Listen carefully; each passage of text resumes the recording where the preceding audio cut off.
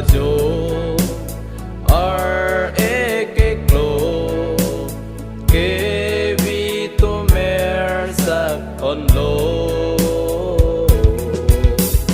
Kangting angbong te ang turlo tekla birta vanlo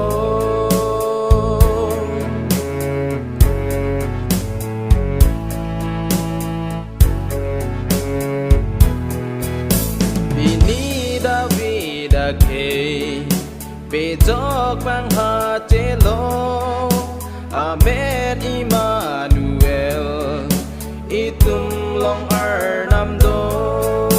Pini David akhai Pejok Bang hachelo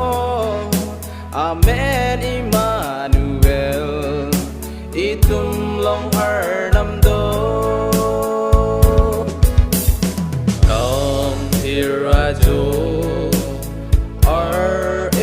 keklo Kevi to mersak honlo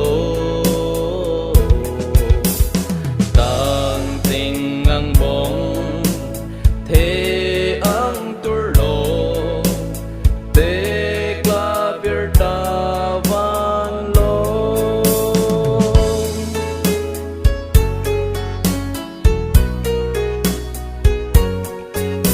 Vangnon ingduklo Reng beret jo Arnam Heno Hanse ora Peknon nangning Vangnon ingduklo Reng beret jo Arnam Heno Hanse ora Peknon nangning Kangthir rajo ar keklo Kevi to mersak honlo Kangting angbong te ang turlo tekla birta vanlo Kangthir rajo ar keklo